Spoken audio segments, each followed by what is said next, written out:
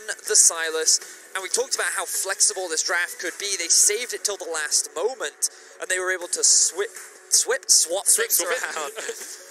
And I'm really excited to see this. Yagao now going to have a winning matchup. Yagao is just going to push in tank. Echo into Cinder, a good matchup for the Echo, but River's already here. Yagao hits 2. Flashes away as River flashes forward, looking for the red buff slow. Just needs another auto attack to get it on, but can't quite do it. Yagao forced out of lane. Lamau is going to dive in the bottom lane. Lumau, obviously, not Lamau. Over tank. We'll see if he does choose to burn it, as River is now hovering around the bot side.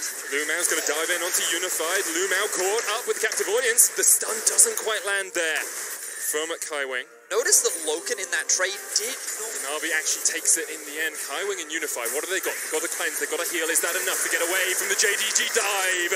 Lumau caught out underneath the tower, but it was Loken tanking, and there's the first kill of the game. Kanavi's now going to have to try and get away because River is on his way down, but River will not be there in time to get anything else out of this. Great dive from JDG, and you can already see this early game aggression coming through, trying to leverage the power of the Pantheon to set up dives. Loken forced the cleanse. Unified was looking for the fourth shot. Right. I'm looking now at the top lane. Lumau has got early boots. A wave is stacking up towards the top side of the map. Level 6 has been hit. Yagao level 6 as well. PSG is in danger. Navi just hit 6 and leveled up the Call of the Forge God, and now Lumau is coming up with Yagao. There's the showstopper to try and pull River away from the turret. The knockup's going to come through, but already the kill goes down. JDG, they're second on the board, and this proactivity is pleasing to the eye. Notice that JDG changed targets. They realized now they have their eyes set on tank. The stun coming through. Here it comes. No shift going to be available as well. Yagao dives underneath the turret. Tank just has nowhere to go. One more auto.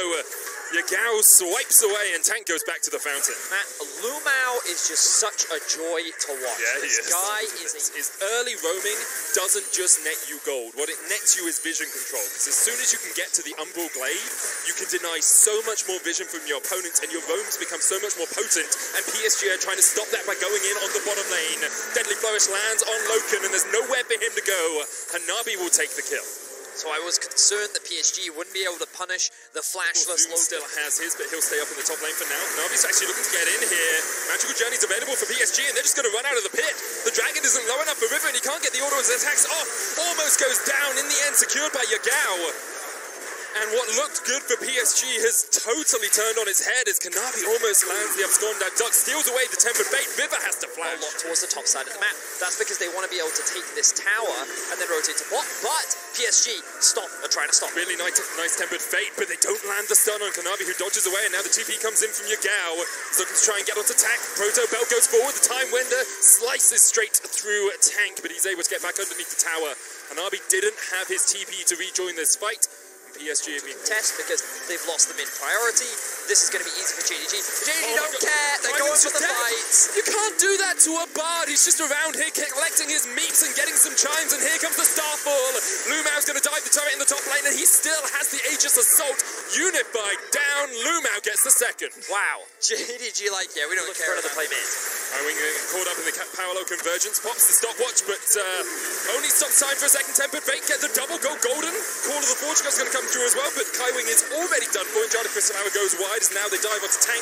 Kanavi steals away his ult, says anything you can do, I can do slightly worse right now as Tank doesn't quite go down.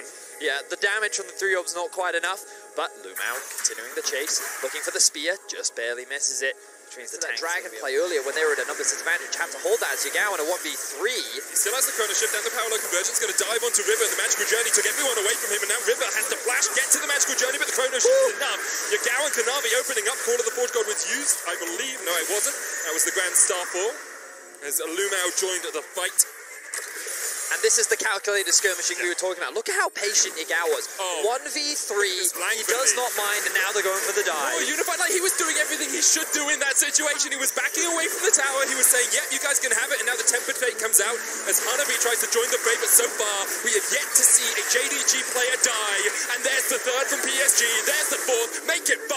JDG with a clean ace in the bottom lane. Wow. And the only reason why is because River just respawned. JDG are absolutely dismantling PSG. 19 minutes into the game, they're looking to break into the base. PSG have no answers. JDG are 11,000 gold ahead at the 19-minute mark. This is a demolition, to say the least. And they are answering the people who yesterday questioned whether they should be still tournament. Stall this objective out. Gonna have Zoom tank things up. Let's see what Yagao does. He has the TP. The Bard ulti comes through. TP flank. This separate TP coming out as Lu now tries to jump onto the Harvey. Call of the Forge God wasn't used back in response, but here comes the curtain call. Yagao has a good flank position onto River, but he is isolated from the team. Curtains are open. Loken the target. Kanavi was able just to escape from the side. There's the arrow coming back in, and Yagao dives forward. And here comes the showstopper. Zoom into the back line. 1 down, 2 down, make it 3, make it 4, and make it 5 as JDG just sweep away a PSG. Tank almost escapes, but Yagao's having none of that. Chases him down. The ace comes out for JDG. They didn't even need the Baron. Wow, so initially that fight did not look great for JDG. Kanavi getting chunked out, Lumao dying almost immediately, but the gold advantage they have is just too big. They're looking to get themselves a 23-minute victory, and JDG back on form. JDG slapping PSG around with their wallets. They will claim their first win of Worlds.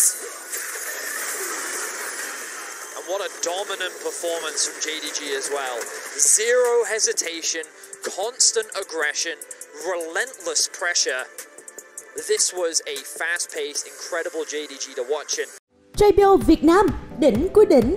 JBO Việt Nam, đỉnh cuối đỉnh. Truy cập ngay jbovnn.com.